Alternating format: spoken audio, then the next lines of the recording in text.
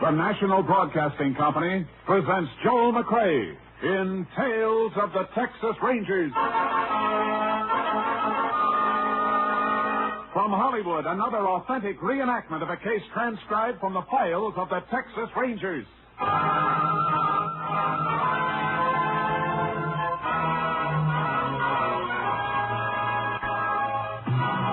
Tales of the Texas Rangers, starring Joel McCrea as Ranger Jace Pearson. Texas, more than 260,000 square miles, and 50 men who make up the most famous and oldest law enforcement body in North America.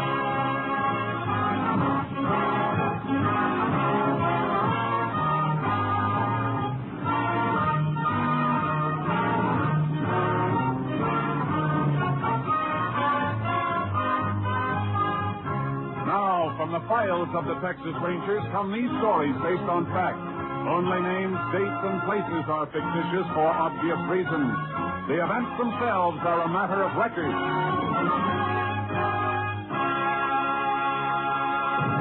Case for tonight, Open and Shut.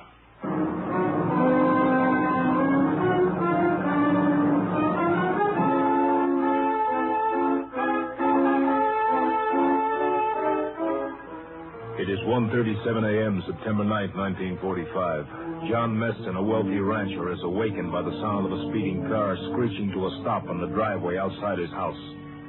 Seconds later, he jumps out of bed and reaches for a robe as the downstairs door opens. His daughter, Connie, comes up the stairs screaming hysterically. Connie, baby.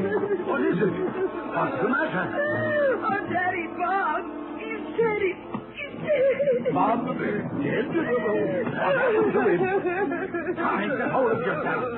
What happened? I'm frightened, Daddy. I'm frightened. There was a man with a bandana over his face. Where, Connie? Where? The old cattle road leads to the ranch. We were parked there. Oh, it's terrible.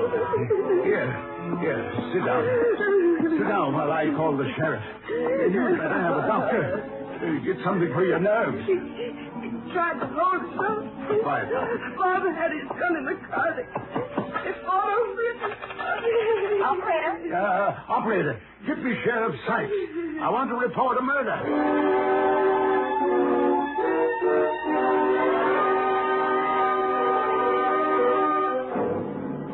Connie Meston was in no condition to be questioned, and Sheriff Sykes had only an incoherent story to follow. He called the Texas Rangers. Ranger Jace Pearson was assigned to the case. He arrived at the Meston Ranch shortly before dawn. Might as well wait here in the library, Ranger. The doctor's still in with the girl. She's had a mighty bad shock. Does he tell you where it happened, Sheriff? Yeah, the old cattle road east of the ranch. I got some men riding out there now. They'll call us as soon as they find the body. That girl isn't going to be able to talk real soon. We better get out with your men. Oh, here's the girl's father. Sorry to keep you waiting, Sheriff. How are you, Mr. Meston? Glad you got here, Ranger. Can we talk to your daughter now, Mr. Meston? I'm afraid not. Doctors put her to sleep. Says she must have absolute rest for a few hours. There's no point in our waiting then, Sheriff. We can come back later. I'm sorry, but that'd be best. I'll walk out with you. What's the best way to get to that cattle road? Drive into town, then around the highway. Be shorter to cut across the ranch on horses. You got yours in your trailer. Maybe Mr. Meston will lend me one. Take your pick of the stable, Sheriff. Couldn't we drive across the range? No, you've got a ravine to cross and a stream to ford. What time did your daughter get home, Mr. Meston? Just a minute before I called the sheriff. Little after 1:30. I'd only been in bed about an hour. Locked up about 12:30 and turned in. Is this the car she came home in? Yeah, Bob Brady's car. I heard her drive up, then I heard her crying. Came in and tore up the stairs to my bedroom. I'm afraid it's going to take a long time to get over this. Don't let anybody touch this car until I can get a fingerprint man to go over it. Killer may have left his mark someplace. I'll see it ain't touched. Well, I'll go get me a horse in the stable, Ranger. How well did your daughter know Brady? Well, they went around together for a spell, but this date last night was the first they'd had in a long time. Brady works for me. Doing what? Accountant. Handled all the ranch business. Got an office in one wing of the house. I see. I'll radio for a fingerprint man to come down from our lab while the sheriff's getting his horse. Want me to ride with you for any reason? No. Better do whatever you can to bring your daughter around so we can talk to her. We'll be back later.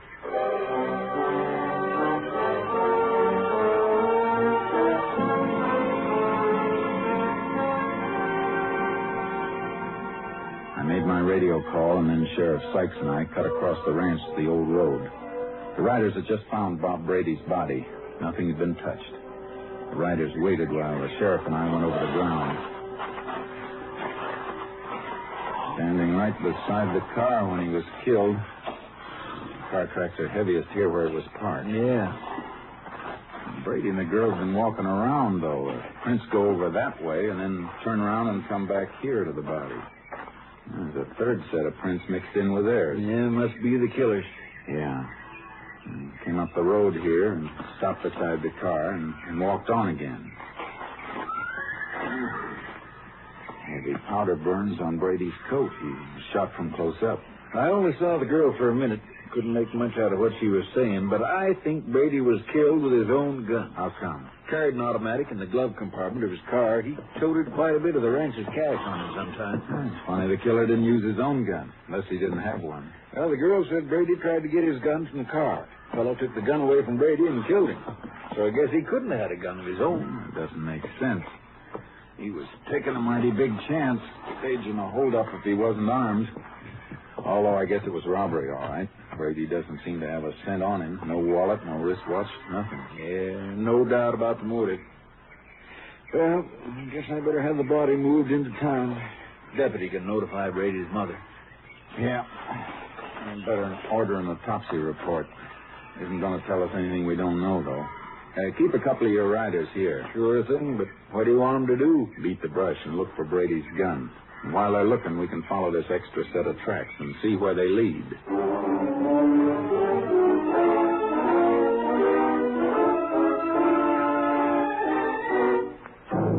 I expected to follow the marks of a man who didn't want to be followed. The usual erratic trail a killer leaves when he's trying to throw off pursuit. But this trail led straight as an arrow. Hey, whoever he is, he sure didn't cover his tracks very well. No, unless he's headed for some spot where he knows his trail will be lost. Wait a minute. Whoa, boy. What is it? Trouble may start here. Yeah, turned off the road into the fields. The ground's worn that way, though. It's a path that's been used before. Come on.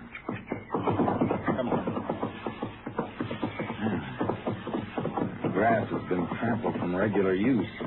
Anybody live out here you know of? Nope. Yeah, an old shack about a mile and a half across. Used to be a lime house. Owner rented to a Mexican. We better have a talk with him.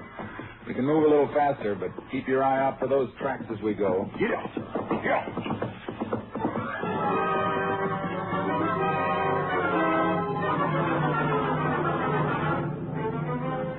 We reached the shack, and the earth around it were the boot prints of a man. They matched the ones we'd been following. He's in there, all right, Ranger. Yeah. He may still have that gun with him. He was up late. Could still be asleep. Come on. We'll see.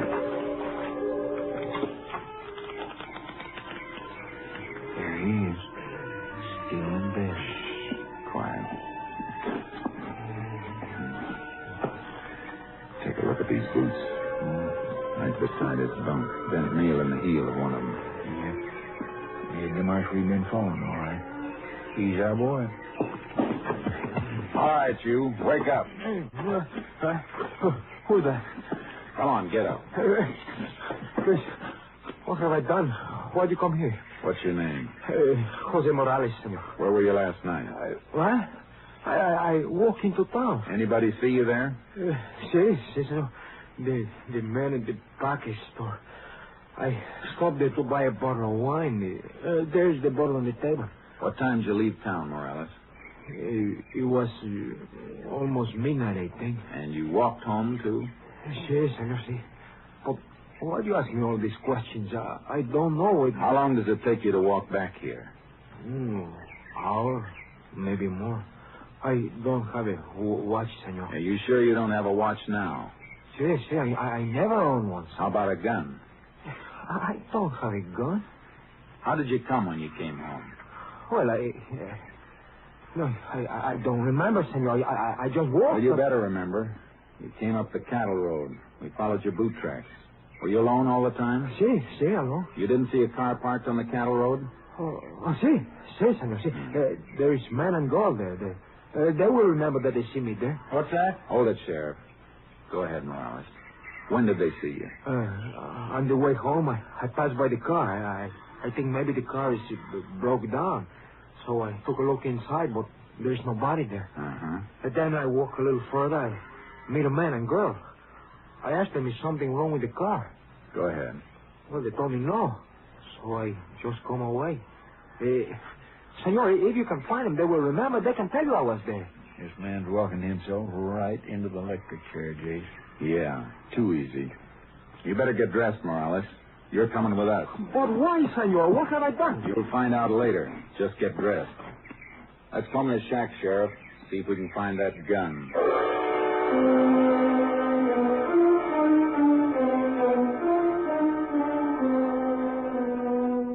We didn't find the gun or anything else that might have been taken from Brady. And the sheriff's riders drew a blank, too. But we had enough to hold Morales at the jail.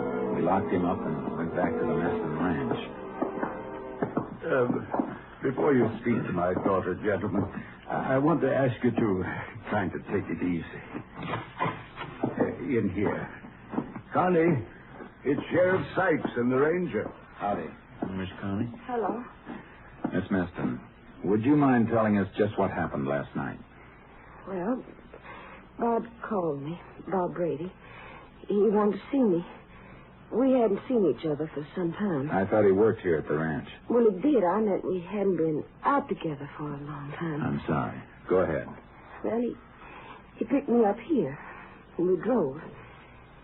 Then we parked up the cattle road. Lots of young folks parked there off Ranger. It's sort of a lover's lane. We'd been there quite a while talking.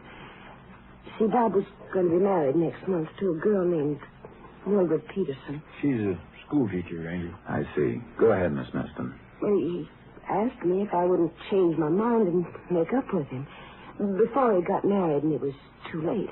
Mm-hmm. I told him we weren't right for each other. He'd be happier with somebody else, and then, well, all of a sudden a man came up to the car. It was dark, and he had a bandana over his face. Go on. He held us up and made us get out of the car. You have a gun? Well, I'm not sure. I was frightened. He had something in his hand. He took Bob's wallet and his watch, and then he told us to stay right where we were. Didn't he take anything from you? Well, yes. Yes, he took my purse. And then what happened? Well, all of a sudden, Bob made a dash for the car.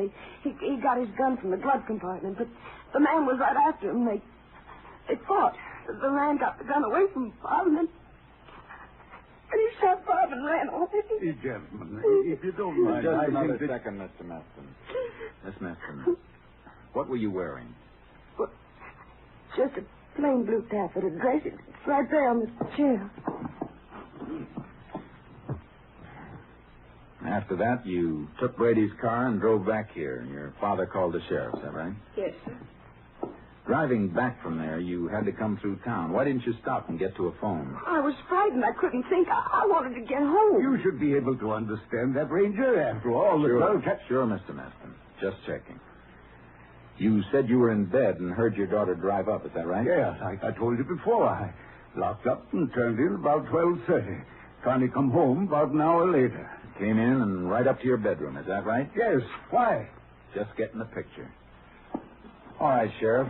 We can go now. Right. Oh, we can find our own way out, Mr. Meston. Miss Connie can come into town and dictate her statement in a day or so. Thank you, Sheriff.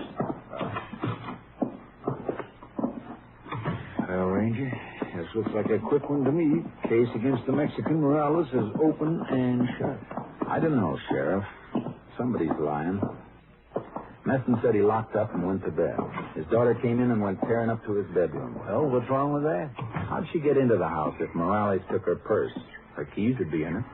Well, she might have had her key in the pocket of her dress. Might have, except for one thing. That dress has no pockets.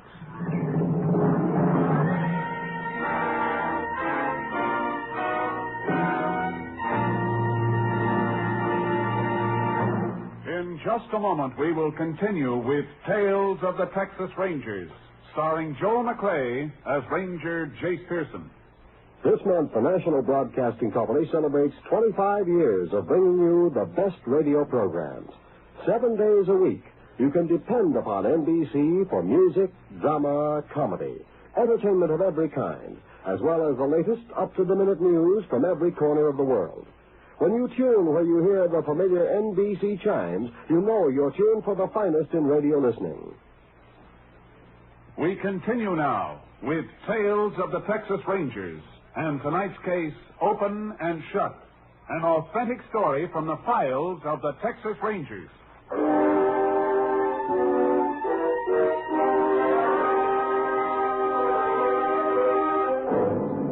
I checked on Morales' story as best I could. He had been in town, and he had bought a bottle of wine to take home with him the night of the murder. But when I got back to the jail, the sheriff had evidence piling up against the Mexican. Your fingerprint clue dropped off copies of prints they found on Brady's car. Uh-huh.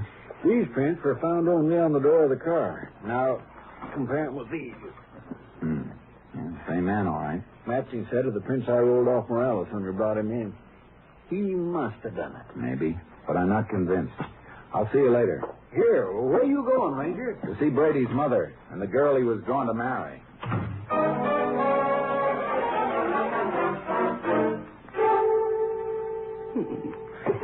The only boy I had left. 2 brothers were killed in the war. Please, Mother Brady, we've got to help the Rangers. Oh, I'm sorry, Ranger. It's all right, ma'am. How long had it been since your son had been out with Connie Meston before last night? 6 months. I thought it was all over.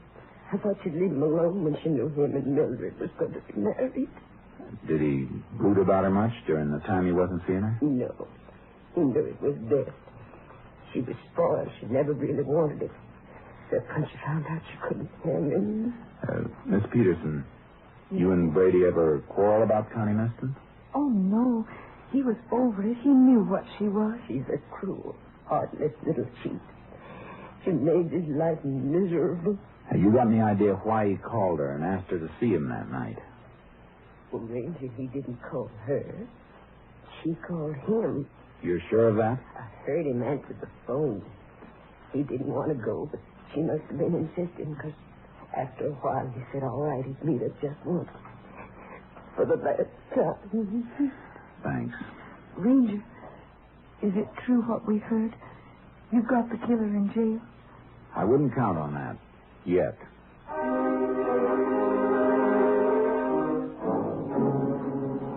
I went back to the jail and questioned Morales again. He was frightened, but his story never moved an inch from what he told us the first time. Then I saw the sheriff. I spoke to District Attorney, Jace. He thinks we got enough to take the grand jury for an indictment. Give me one of the mug shots you took of Morales when you brought him in. Sure. Here's the picture. Thanks. I want Connie Meston to look at it and see if she can identify Morales. For she said the man who stuck him up had a bandana over his face. She said a lot of things, Sheriff.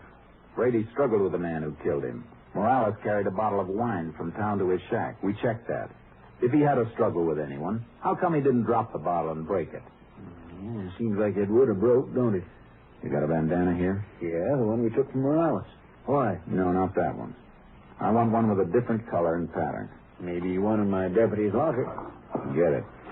I want to see how many lies Connie Meston can tell. I won't be satisfied with the case against Morales until we find Brady's gun and the things that were supposed to be stolen.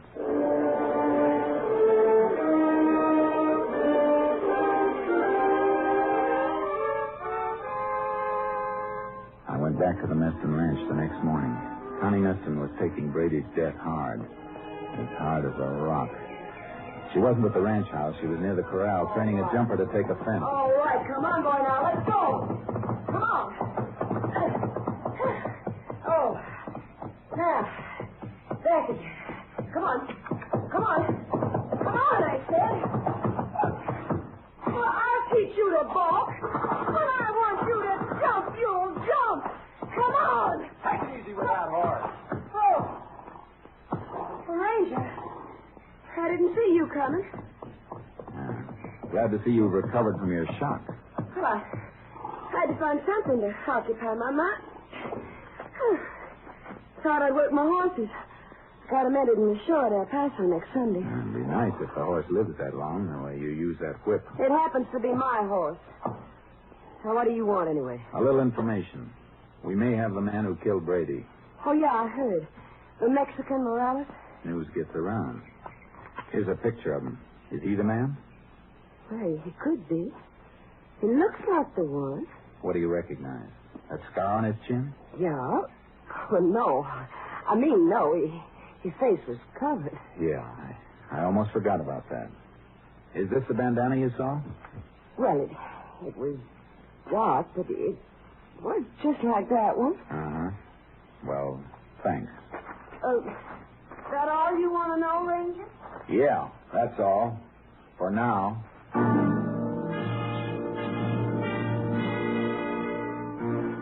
I saw Connie Meston's father as I was leaving the ranch. He seemed pale and shaky seeing me there. I was certain that Connie Meston was lying all the way.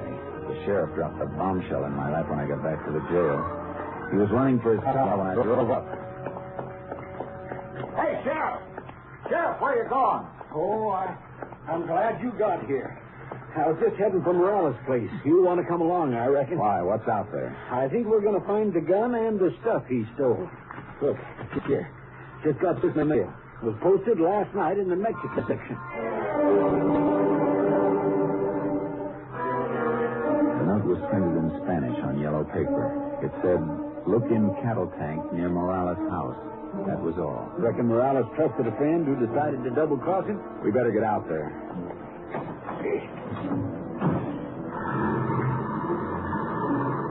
Well, there's no doubt about this case now, Ranger. We find that gun, and Morales is headed for the electric chair for sure.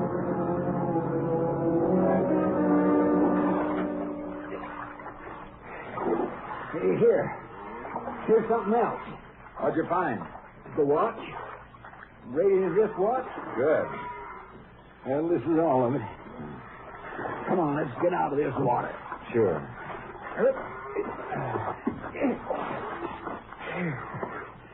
Nice haul.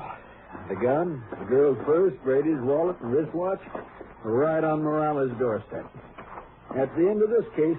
No, it isn't. Oh, now, Jay. Look at these things, Sheriff. Look at the muzzle of this gun. It's clogged solid with dirt, packed tight. Well, always some mud in the bottom of a cattle tank. Yeah, but this isn't mud. It's packed earth. And it's packed so tight it didn't dissolve in the water. Yeah. Say, that is funny. Sheriff, this gun was buried someplace after it was fired. Buried and then dug up again and thrown into this cattle tank. Say, you're right. Traces of dirt packed into the holes of the watch band, too. And in the wallet. Sure. But look at this purse. The purse wasn't buried. Or the same dirt would be jammed in the metal frame. Connie Meston's keys. She had them when she ran home after Brady was shot. She brought the purse with her to plant with the stuff she dug up after she knew Morales was under suspicion. You mean she killed Brady, buried the evidence before she went home to make it look like robbery? Yeah, because the real motive was jealousy. You hold Morales another 24 hours. That'll be long enough to get what we need. Then Connie Meston can take his place. But you've got no proof on her. I'll send that anonymous note through to the handwriting division at our lab. They can get a sample of Connie Meston's writing from horse show registration blanks at El Paso for comparison. Yes, but will that help, Ranger? After all, the note is printed, and it's in Spanish. There'll still be similarity in letter formations. Besides, registration blanks usually ask for printed information on breeding and identification. If Connie Meston wrote that note, lab will know it.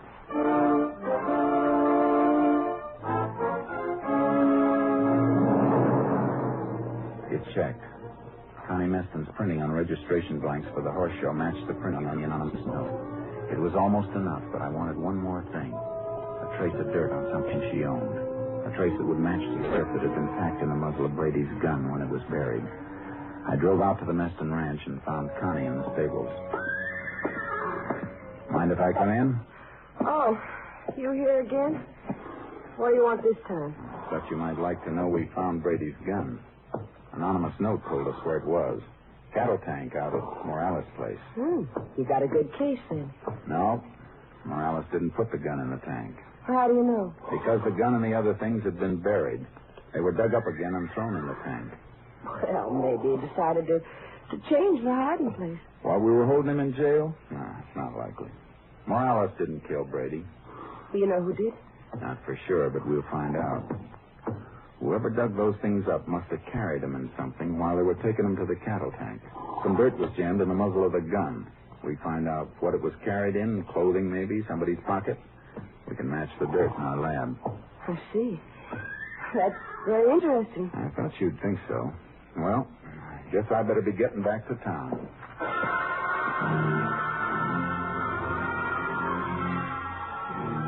I drove away from the ranch and parked behind some trees that gave me a view of the stable. A minute after I left her, Connie Meston came out, riding like the wind. I unloaded charcoal from the trailer and followed her, always keeping cover between us. She didn't seem to be carrying anything to dispose of, but all of a sudden she came to a stop by a stream. She took the saddlebags and started to shake them out over the water.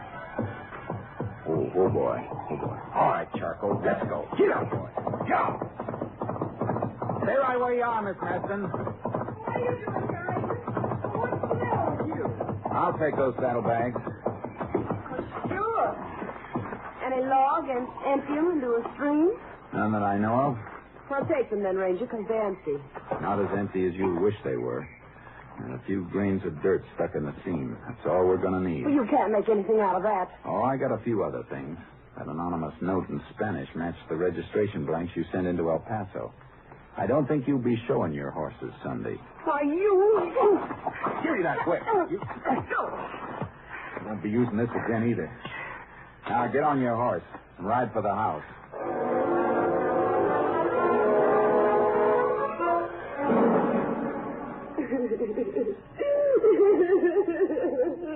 I'm taking her in, Mr. Meston. I got an idea you started to suspect she was lying the same time I did. She's not lying, Ranger. She didn't know nothing about it. I did it. I shot Brady. I'm sorry, but that won't work either. I got her pinned down all the way. Daddy, help. Oh, give me some money. Well, what kind of a father are you if you can't help me? Shut up! Are you... You hit me. Yes. I should have started 20 years ago, before I let you get to be what you are. Maybe I'm not legally guilty, Ranger, but I'm guilty of raising her the way I did. Too bad you didn't think of it sooner. All right, Connie. Let's get into town.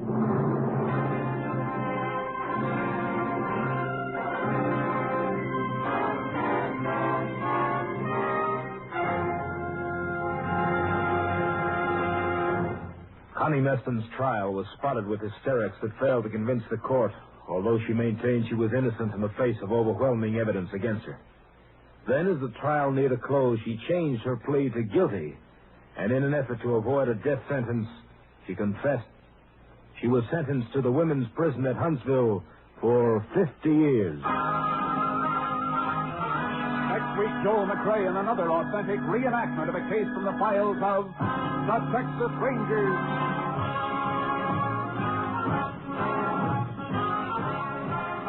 Joel McRae is currently seen starring in the Universal International Technicolor production Cattle Drive. The cast included Tony Barrett, Joan Banks, Francis X. Bushman, Parley Bear, and Debbie Janis. Technical advisor was Captain M.P. Lone Wolf Gonzalez of the Texas Rangers. This story was transcribed and adapted by Joel Murcott, and the program was produced and directed by Stacy Keach. Hal Gibney speaking. It's the Silver Jubilee on NBC.